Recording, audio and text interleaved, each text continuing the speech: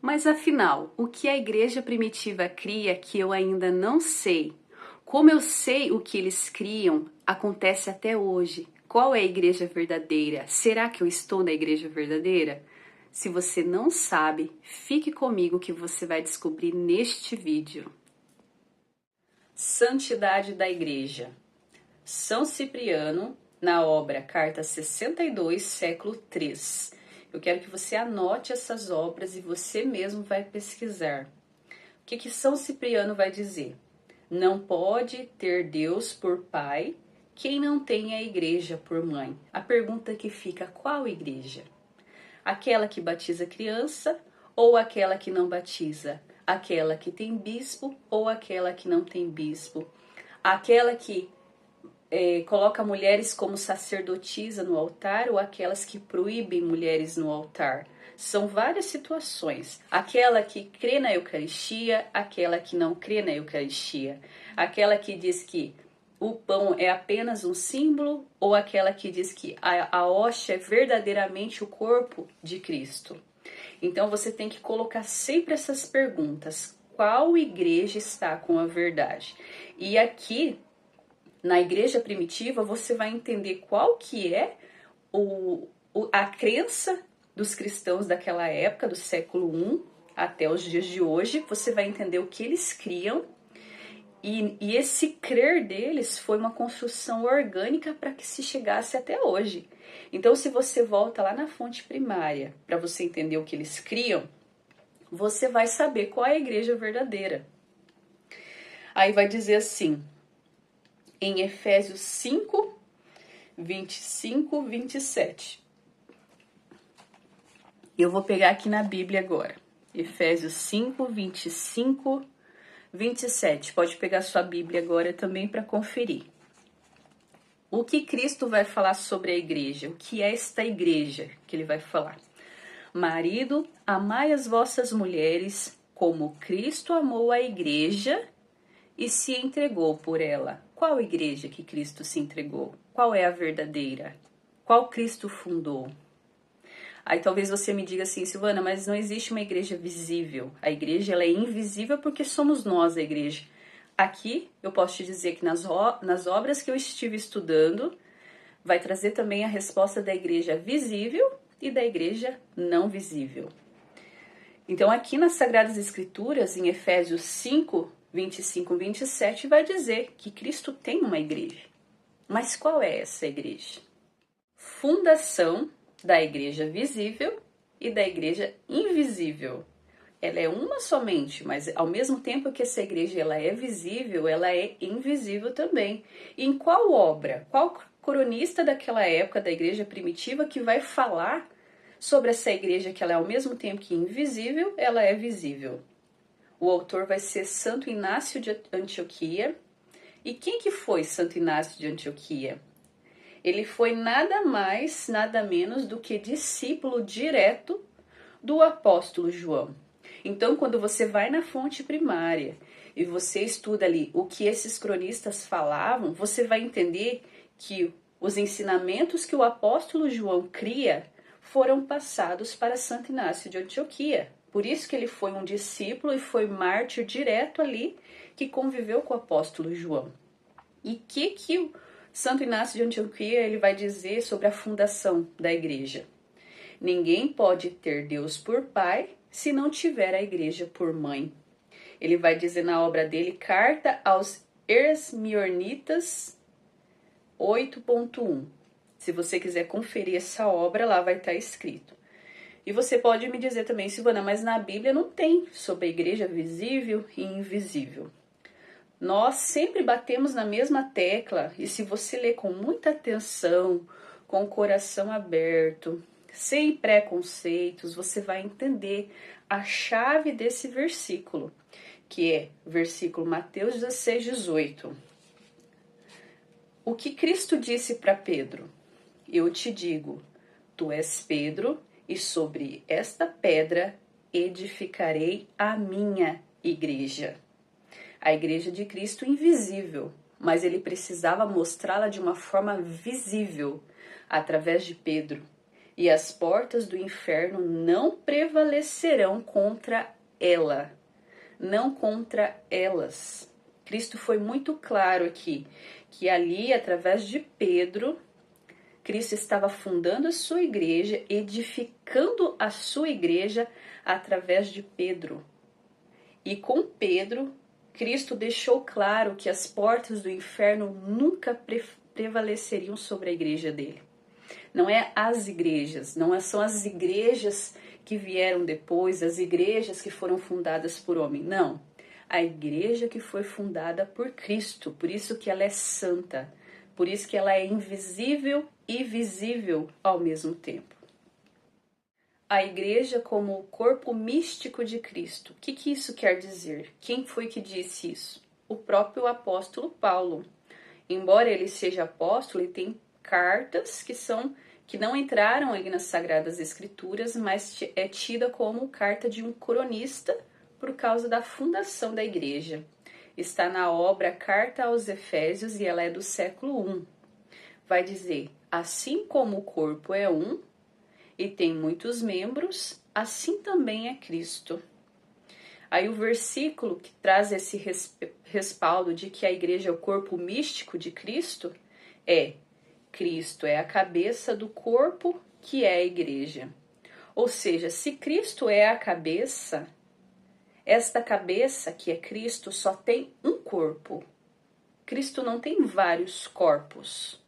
E este corpo tem vários membros. Os membros somos nós, que fazemos parte da igreja dele, que é o corpo, e Cristo é a cabeça.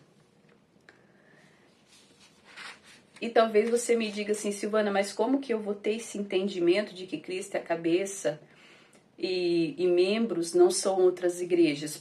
Por tudo que eu vou ler aqui ainda. Você vai entender, você vai conseguir nitidamente entender qual é a igreja que eu estou falando, qual é a igreja verdadeira fundada por Cristo. Ora, porque se nas obras ali da igreja primitiva vai dizer o que eles criam, não tem como você ter dúvida de saber qual é a igreja verdadeira e qual é a igreja fundada por Cristo. Se você sabe o que exatamente a igreja primitiva cria, você não vai estar na igreja errada, porque você vai estar crendo naqueles que conviveram com Cristo, que são os apóstolos, e aqueles que conviveram com os apóstolos ali, que são os cronistas, e ainda os discípulos daqueles cronistas. Todas essas obras vão estar dizendo isso. Então aqui está um manifesto do que realmente era feito naquela época. Mas quem fazia parte da organização dessa igreja? O bispo. E quem vai dizer sobre isso? Santo Inácio de Antioquia, na obra Carta aos Trallianos, século I e II. O que Santo Inácio de Antioquia vai falar? Onde estiver o bispo, aí esteja a multidão. Assim como onde estiver Jesus Cristo, ali estará a Igreja Católica. Aí você pode me dizer assim, Silvana, mas a Igreja Católica significa universal. Existem igrejas pelo mundo inteiro, então esta é a Igreja de Cristo. Será? Vamos ver nas próximas falas desse vídeo, para que você possa entender claramente que igreja é essa, o que cria essa igreja e a construção orgânica desta igreja. E o versículo bíblico que vai falar sobre bispo, que talvez você não saiba ou que você já tenha visto, é 1 Timóteo, capítulo 3, versículo 2, 7. O bispo deve ser irrepreensível. Aqui vai mostrar que o bispo tem autoridade sobre os membros da igreja. E aqui também o respaldo que eu trago é o Catecismo da Igreja Católica, que vai falar sobre o bispo. O bispo é o pastor da igreja particular confiada a ele. Autoridade apostólica e missão do bispo. O que esse bispo ele vai fazer? Santo Inácio de Antioquia, na obra Carta aos Magnesianos, século I e II. O bispo preside na caridade e na fé, confirmando a unidade da igreja. Uma única igreja, uma única crença, uma única profissão de fé. Então aqui nós já vemos claramente que essa igreja ela precisa ter um bispo. Talvez você diga para mim, Silvana, na minha igreja tem bispo.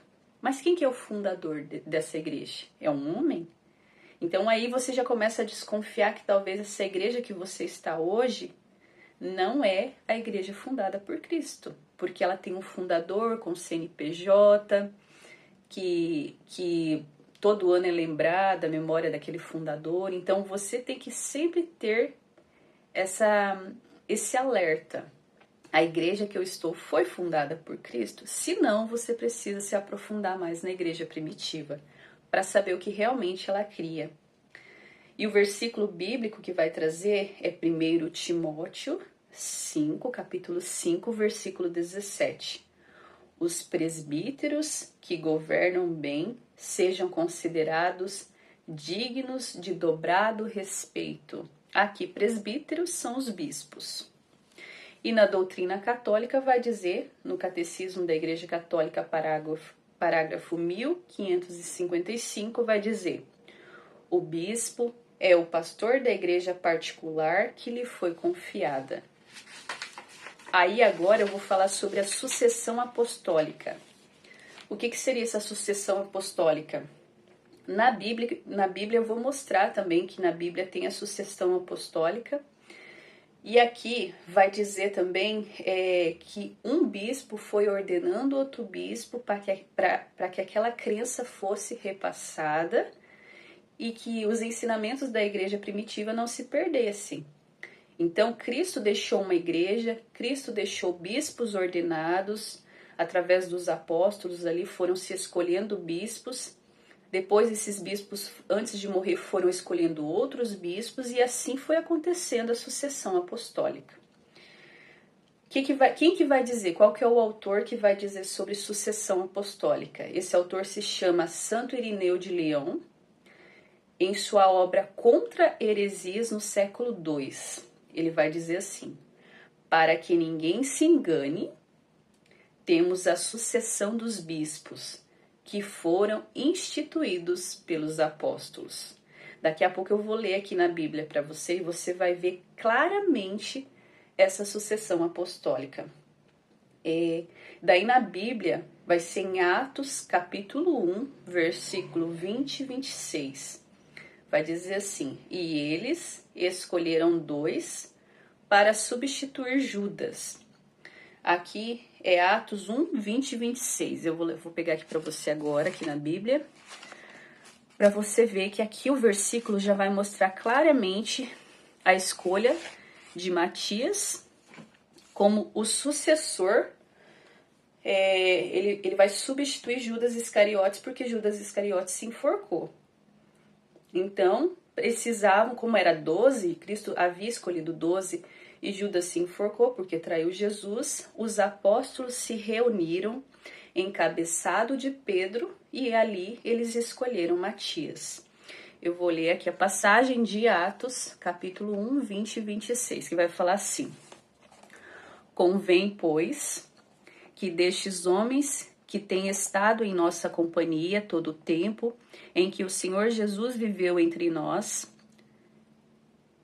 a começar do batismo de João, até o dia em que no nosso meio foi arrebatado, um deles se torne conosco testemunha da sua ressurreição. Aqui vai dizer sobre a sucessão apostólica. Versículo 23, se você quiser pegar na sua Bíblia. Propuseram 2. José, chamado Barsabás, que tinha por sobrenome Justo, e Matias. E oraram nesses termos. E Pedro estava encabeçado. Era Pedro quem estava ali coordenando tudo o que estava acontecendo. Pedro era o cabeça ali. Ó Senhor, que conheces os corações de todos, mostra-nos quais destes 2 escolhestes. Ali eles estavam pedindo a luz do Espírito Santo, para tornar neste ministério e apostolado o lugar de Judas que se trasviou, para ir para o seu próprio lugar. deitaram sorte e caiu a sorte em Matias, que foi incorporado aos 11 apóstolos. Aqui aconteceu a sucessão apostólica, porque eles rezaram ali, pediram para que Deus iluminasse eles, e eles acabaram discernindo que quem iria suceder Judas seria Matias. Então está na Bíblia, sucessão apostólica em Atos, capítulo 1, 20 e 26. Mas será que só um cronista falou sobre bispo, falou sobre presbítero, diácono? Será que outros cronistas disseram também? Sim, disseram. E quem foi que disse, foi Policarpo de Esmirna, em sua obra Carta aos Filipenses, século II. Ele vai dizer assim: os diáconos devem ser irrepreensíveis, sinceros e ministros da palavra. E o versículo bíblico está em Filipenses 1:1. Paulo e Timóteo, servos de Jesus Cristo. Aqui já estava dizendo que Paulo e Timóteo, eles já eram ali como diáconos na igreja, que se alimentavam da palavra e repassavam o evangelho para o povo. E na doutrina da igreja, o Catecismo da Igreja Católica, parágrafo 1570, vai dizer: o diácono serve ao povo de Deus na liturgia, na palavra e na caridade. Tá, Silvana, mas até agora você falou coisas que na minha igreja tem também. Não quer dizer porque na igreja católica tem, que na minha igreja também não tem. Agora vamos ver se esse assunto aqui tem na tua igreja. Eu acredito que não tenha. Se você não é católico, talvez na sua igreja não tenha, muito provavelmente não tem. Confissão e perdão dos pecados. Qual cronista falou sobre confissão? Ah, Silvana, esse cronista vai dizer para perdoar o pecado, eu falar por mão ali, meu pecado. Mas quem faz isso hoje? Ah, não, tem que pedir perdão para Deus. Quem faz isso hoje? Senhor, perdão pelos meus pecados. É muito fácil. É muito fácil porque Deus parece alguém muito distante pra gente. A gente peca, vai lá na nossa oração, pede perdão para Deus, amanhã tá pecando de novo e não existe mudança no coração. Então, o que esse cronista vai dizer? Autor São Cipriano de Cartago. Ele foi bispo da tradição apostólica. Em sua obra Carta 55, século III. O que ele vai dizer? Não pode haver igreja onde não houver bispo. E não pode e onde não houver bispo, não há perdão dos pecados. Aqui ele está deixando claramente que não é você pedir perdão para Deus, não é você pedir perdão por mão, não é você ir lá no seu quarto, fechar a porta e pedir perdão. Desculpa, para Deus. Eu tô com azia. É você diretamente ao bispo, alguém ordenado validamente pela igreja, para que você recebesse aquele perdão. Ele está deixando muito claro isso no século III. Cronista São Cipriano de Cartago.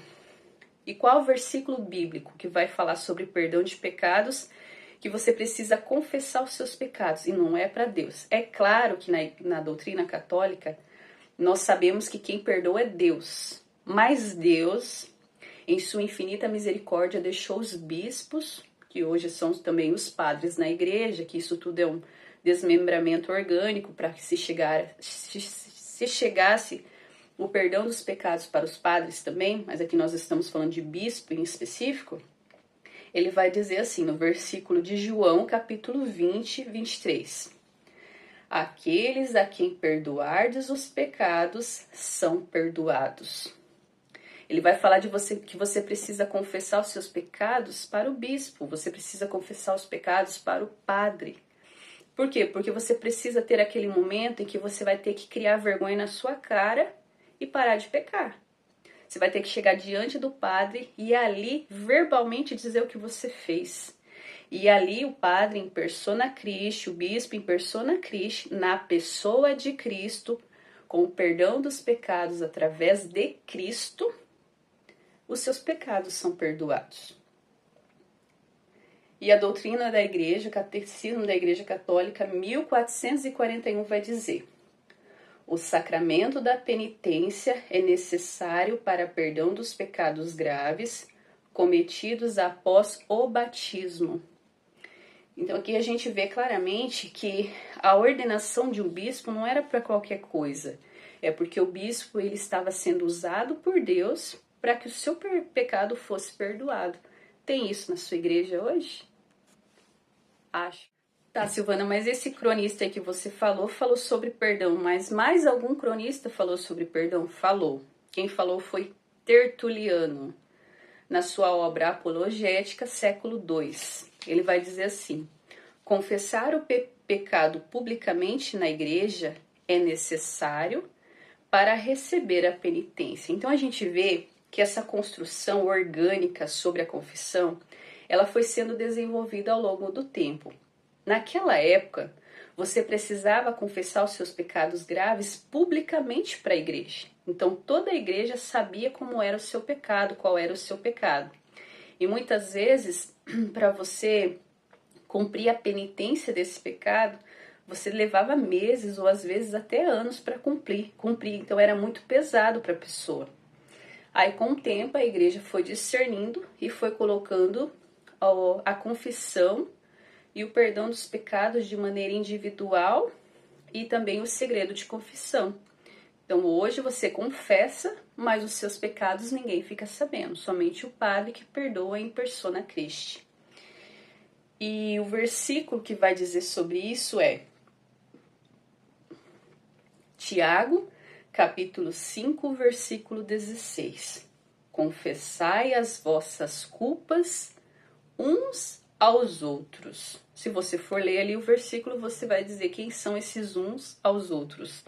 Não está dizendo aqui que é para o irmão da igreja, não está dizendo isso, está dizendo que é para o bispo, para as pessoas devidamente, definitivamente ordenadas.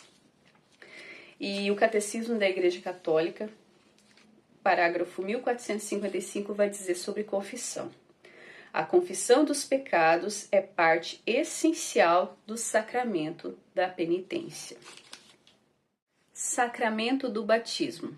A gente vê que tem várias igrejas, várias denominações hoje que levam o batismo como apenas algo externo, para dizer que aquela pessoa saiu da vida de pecado e agora ela está entrando naquela comunidade, por isso ela precisa se batizar para fazer parte daquela comunidade.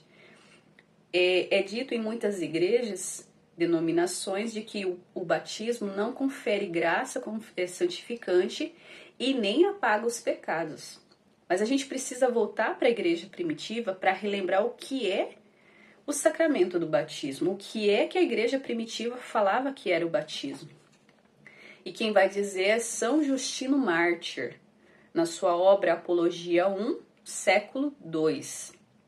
Os que se arrependem são batizados em água, em nome de Jesus Cristo, para a remissão dos pecados. Ou seja, que ele está dizendo que os pecados serão perdoados. E qual versículo bíblico que vai dizer sobre isso? Atos, capítulo 2, versículo 38. Arrependei-vos e cada um seja batizado. Então, quando você quer se batizar na igreja, você pode se arrepender dos seus pecados e ir lá e se batizar, porque você sabe que os seus pecados serão apagados através do batismo.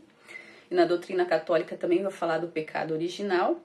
E na doutrina católica ainda vai dizer o seguinte: o batismo é o primeiro sacramento da iniciação cristã. Porque a doutrina católica entende que se você arrependeu dos seus pecados, você se batizou, você ali está aceitando a Cristo.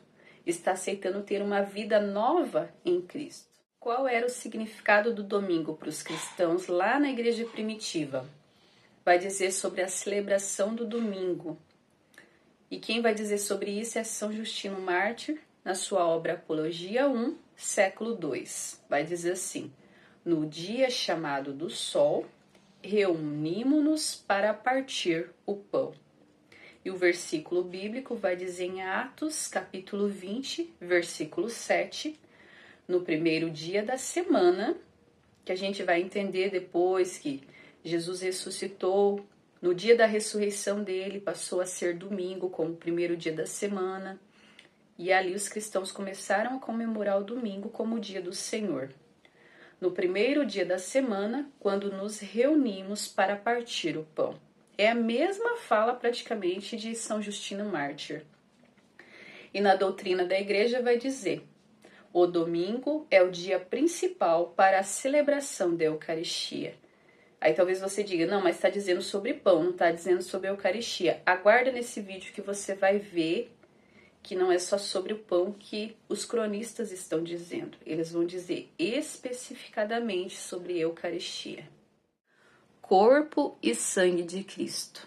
Santo Inácio de Antioquia, carta aos Esmirnitas, século I e II. Então aqui, Santo Inácio de Antioquia, ele já vai definir o que seria, é pão ou é Eucaristia? Guardai-vos de dar a Cristo um corpo comum de alimento e beber vinho comum, porque ele é a carne do nosso Salvador Jesus Cristo. Então ali ele diz que existe um alimento, existe um vinho, que é o corpo de Cristo. Então, ora, esse pão, se ele é corpo de Cristo, ele não pode ser jogado fora. Esse pão não pode ser comprado numa padaria. Esse vinho não pode ser suco de uva. Então aqui já tem uma premissa da matéria. Qual que é a matéria para você entender que é o corpo de Cristo? Que não é pão de padaria e que não é suco de uva. Aqui ele está dizendo: guardai-vos de dar a Cristo um corpo comum de alimento e beber vinho comum, porque ele é a carne de nosso Senhor Jesus Cristo. E o versículo da Bíblia que vai dizer claramente sobre isso é João, capítulo 6, versículo 54. Eu vou até pegar, eu não tinha separado aqui, mas eu vou pegar. Capítulo de João, capítulo 6, versículo 54. 6, versículo 54. Vou pegar aqui na Bíblia agora, pra gente ler junto. Eu quero que você pegue lá na sua Bíblia também. João 6, 54. Ó, aqui estava tendo uma conversa sobre os judeus e Jesus. Ó, a essas palavras, os judeus começaram a discutir, dizendo: como pode esse homem dar-nos de comer a sua carne? Jesus havia dito que quem não comer a carne dele não teria vida eterna. Então Jesus lhe disse: em verdade vos digo, se não comerdes a carne do Filho do Homem e não beberdes o teu sangue, não tereis a vida em vós mesmos. Carne e sangue. Quem come a minha carne e bebe o meu sangue tem a vida eterna, e eu o ressuscitarei no último dia, pois a minha carne é verdadeiramente uma comida, e o meu sangue é verdadeiramente uma bebida. Quem come a minha carne e bebe o meu sangue permanece em mim e eu nele. Assim como o Pai me enviou vive, e eu vivo pelo Pai, assim também aquele que comer a minha carne viverá por mim. Este é o pão que desceu do céu, não como o maná que vossos pais comeram e morreram. Quem come deste pão viverá eternamente. Cristo deixa claro que não é um símbolo, não é um símbolo. Cristo deixa claro que é preciso comer a sua carne para que Cristo possa incutir vida em nós. Se existe um versículo tão claro como esse na Bíblia, eu desconheço. E é o próprio Cristo quem está dizendo, não são os apóstolos, não são discípulos, não são pessoas falando, não são profetas, é o próprio Cristo dizendo: quem não comer a minha carne, quem não beber o meu sangue, não terá vida eterna. E o Catecismo da Igreja Católica vai dizer: na Eucaristia, o corpo e o sangue de Cristo estão verdadeiramente presentes sobre as espécies do pão e do vinho. Parágrafo 1376. Transubstanciação. Que autor que disse sobre isso? Santo Irineu de Lyon, na sua obra Contra Heresias no século II. Por que essa obra Contra Heresias? Porque naquela época as pessoas já diziam que a hóstia não era o corpo e nem o sangue de Cristo. Então ele teve que escrever um livro para defender a fé e dizer verdadeiramente o que era o corpo e o sangue de Cristo através da transubstanciação. Tem igrejas que não creem na transubstanciação, tem igrejas que creem que Cristo vai estar presente só por um momento ali e depois vai sumir. Na Igreja Católica é diferente. Uma vez consagrado o pão, sempre será Cristo. Ele vai dizer assim: o pão, que é alimento pela oração, se torna o corpo de Cristo. E quem faz essa oração? O bispo. Em qual igreja? Fundada por Cristo, para que ali realmente Cristo possa se fazer presente. Em qual versículo bíblico que vai me dizer sobre isso, sobre a transubstanciação? Tem na Bíblia. Mateus, capítulo 26, versículo 26. Vai dizer assim: Jesus Cristo. Enquanto comiam, Jesus tomou o pão e, tendo abençoado, o partiu. Deu-o aos discípulos e disse: o Cristo que disse. Não foi os apóstolos, não foram os profetas, não foram os amigos de Jesus, foi o próprio Cristo quem disse: tomai e comei, isto é o meu corpo. Isto não se parece com o meu corpo, isso não representa o meu corpo, isso não é símbolo do meu corpo. Cristo vai dizer: isto é o meu corpo. E você só vai ter respaldo no que Cristo está falando se você entende o que é a transubstanciação. Na doutrina católica vai dizer, no parágrafo 1376, na Eucaristia ocorre a mudança da substância do pão e do vinho no corpo e sangue de Cristo. Uma vez que o padre ele faz a consagração das espécies e ali ocorre a transubstanciação, a hóstia se torna o corpo de Cristo. Ela não deixa de ser em um determinado momento Cristo. Ela, a partir daquele momento, ela é Cristo. Por isso que na Igreja Católica tem ali o sacrário, onde o próprio padre guarda as espécies eucarísticas já consagradas, porque ali está Cristo. E a igreja ela zela por isso para que não ocorra a profanação do corpo e sangue de Cristo. Talvez você diga assim: Silvana, mas é muito para mim o que você está falando. É muita informação. Como eu consigo entender que isso é verdade, que isso verdadeiramente é corpo e sangue? Não sei se você já ouviu falar sobre os milagres eucarísticos. A igreja tem milhares e milhares de milagres eucarísticos onde Cristo se manifestou ali, às vezes por o próprio fiel estar duvidando ou o padre duvidando, mas tiveram vários casos em que não houve dúvida.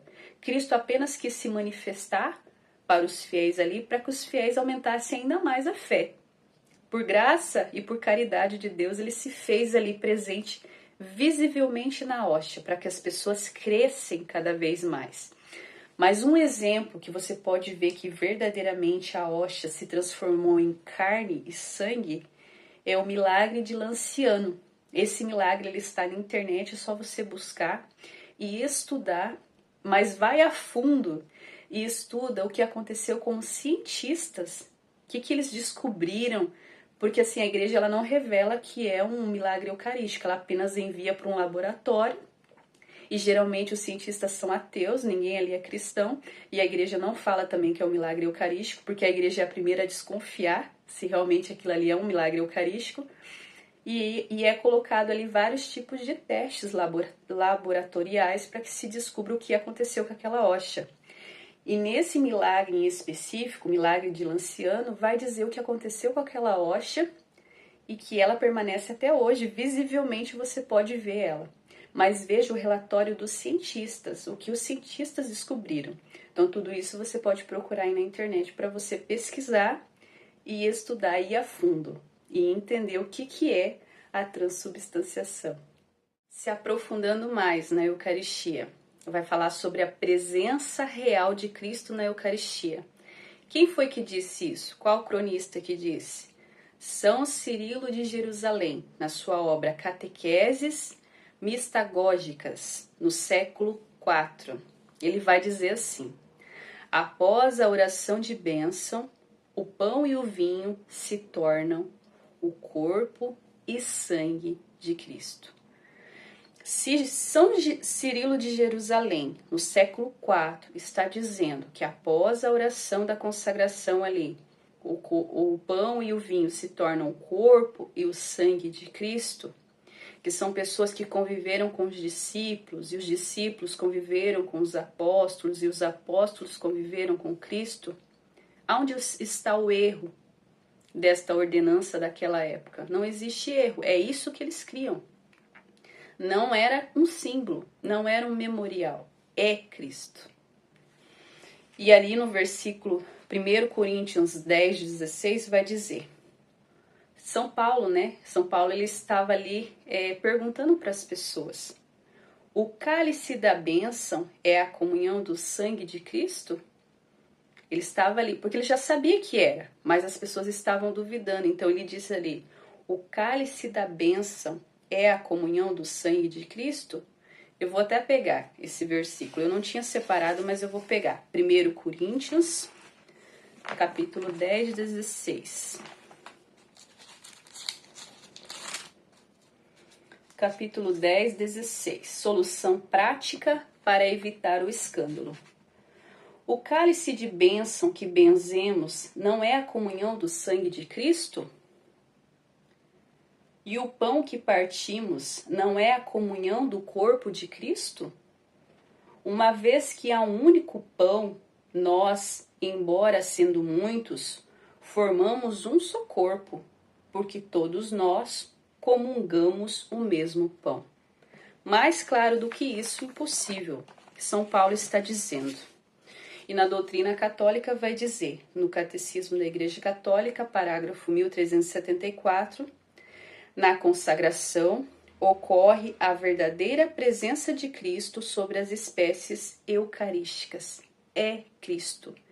É o corpo de Cristo. Tá, Silvana, mas você já me falou várias coisas que eu estou entendendo, que a igreja que eu estou hoje não tem, mas eu preciso de algo mais específico para que eu entenda qual é a verdadeira igreja. A igreja de hoje, qual é a verdadeira que pratica exatamente o que a igreja primitiva praticava. Vai falar sobre missa e eucaristia. Autor São Justino Mártir, contemporâneo dos apóstolos, converso, ele se converteu através dos ensinos dos apóstolos, então ele teve uma proximidade grande ali com os discípulos dos apóstolos. Na sua obra Apologia 1, século 2. O que ele vai dizer sobre a missa e a Eucaristia? No dia do Senhor, reúnem-se todos os fiéis e o presidente oferece orações, louvores e a Eucaristia, que é o corpo e sangue de Cristo. Claríssimo. E o versículo que vai dizer sobre a Eucaristia, eu quero que você pegue na sua Bíblia, é o capítulo 6 de João, versículos 53 e 56. Eu vou pegar aqui também. João.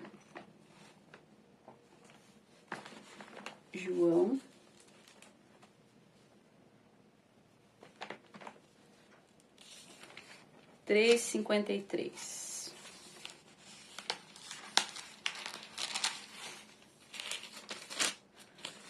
Novo Testamento. João, capítulo 6, versículos 53 a 56. Que é um versículo que eu já li também, mas vamos relembrar para a gente ver como é clara a Eucaristia aqui. Quem come a minha carne e bebe o meu sangue tem a vida eterna, e eu ressuscitarei no último dia. Pois a minha carne é verdadeiramente uma comida e o meu sangue verdadeiramente uma bebida. Quem come a minha carne e bebe do meu sangue permanece em mim e eu nele. E Jesus vai finalizar dizendo: quem come deste pão viverá eternamente.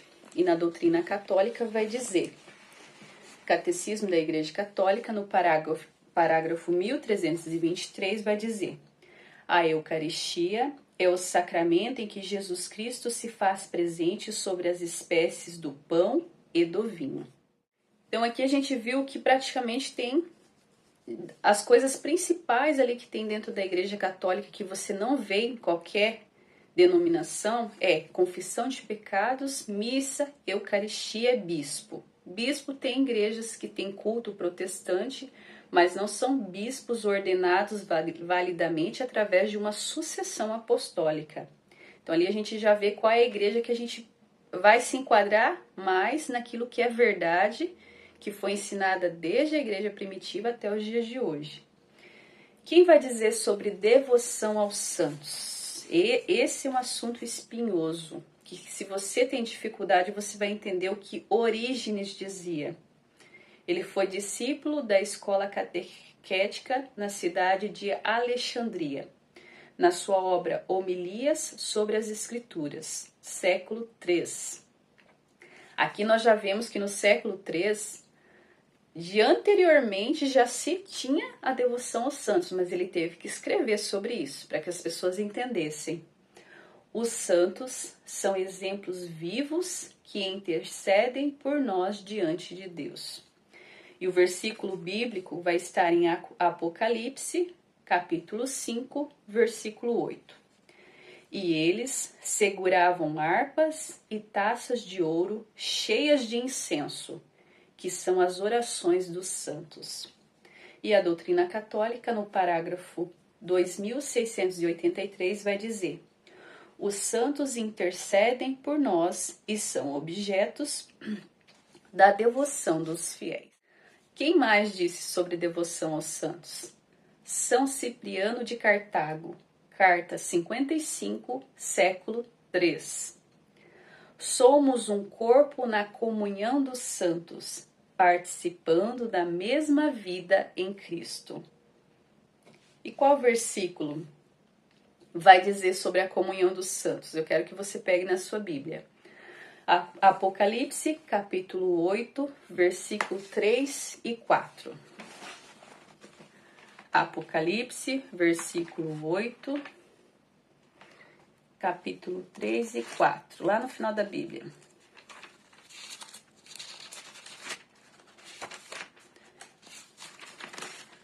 Apocalipse 8, versículo 3 e 4. Olha como é específico, tá na Bíblia, foi escrito por São João. Adiantou-se outro anjo e pôs-se junto ao altar, com um turíbulo de ouro na mão. Foram-lhe dados muitos perfumes, para que lhe oferecessem com as orações de todos os santos no altar de ouro que está diante do trono. A fumaça dos perfumes subiu da mão do anjo com as orações dos santos diante de Deus. Claríssimo. E aqui também fala em turíbulo. Na Igreja Católica a gente utiliza o turíbulo justamente para colocar o incenso dentro na hora da missa. Nas missas solenes tem o acólito ali e ele incensa o altar, porque o altar ele é sagrado, então o incenso ele simboliza que as nossas orações serão levadas a Deus. Aí aqui, depois de ler o versículo bíblico, a doutrina católica vai dizer assim: a comunhão dos santos é a união espiritual entre todos os membros da igreja. Parágrafo 946. Nossa, como eu não vi tudo isso na Bíblia, né? Sim, tem muita coisa na Bíblia que a gente não viu. A gente precisa estudar, se aprofundar, que a Bíblia muitas vezes ela vai trazer coisas de forma explícita ou implícita. E uma das formas que a gente vê aqui, de maneira explícita na Bíblia, vai falar sobre oração pelos mortos. Sim, oração pelos mortos. E o autor, o cronista que vai dizer sobre isso é Tertuliano. Ele que foi discípulo indireto dos apóstolos, porque ele foi catequizado por pessoas que conviveram com os apóstolos. Na sua obra sobre a ressurreição da carne, século II. Vai dizer assim: orar pelos que dormem é um dever piedoso, pois através das nossas preces podem receber misericórdia. Que lindo! E o versículo explícito na Bíblia, que eu quero que você pegue também, mas eu não vou pegar, mas você pode pegar na sua Bíblia. Segundo Macabeus, capítulo 12, versículo 45. E fazendo oração pelos mortos, para que sejam absolvidos dos seus pecados. E a doutrina da igreja vai trazer: a igreja recomenda a oração e a missa pelos fiéis defuntos, para que sejam libertos do pecado e alcance a visão beatífica. Aqui a igreja está dizendo que a gente precisa rezar por aqueles que estão no purgatório, para que eles já estão salvos, mas eles precisam se purificar para que eles possam adentrar ao céu totalmente santos, livre de todo e qualquer tipo de mancha de pecado. Eu acho que nessa hora que você chegou aqui, você já está entendendo que existe uma igreja específica, que os cronistas estão aqui desmembrando para nós, muito clara. Eles estão trazendo de uma forma muito clara para nós qual é a igreja que Cristo fundou, qual igreja ele deixou, qual ensinamento foi dado para os apóstolos, quais ensinamentos os apóstolos passaram para os cronistas e os cronistas escreveram ou tiveram contato com os discípulos dos apóstolos para que hoje nós saibamos o que a igreja primitiva cria. Agora nessa parte eu quero que você preste muita atenção porque também é muito claro aqui o que vai dizer. São Policarpo de Esmirna. Quem que foi São Policarpo de Esmirna? Ele foi discípulo direto do apóstolo João. Quem ensinou São Policarpo de Esmirna foi o apóstolo João. Ele teve contato com o apóstolo. Então, o apóstolo João recebeu toda a doutrina, todos os ensinamentos, toda a tradição que veio do Cristo, e o próprio apóstolo passou para São Policarpo de Esmirna. E o que ele vai falar sobre relíquias? Devemos preservar com veneração os ossos dos santos, pois são mais preciosos do que pedras preciosas e ouro puro. E o versículo bíblico que eu quero que você pegue na sua Bíblia é 2 Reis, capítulo 13, 20 e 21. Lá na sua Bíblia, 2 Reis,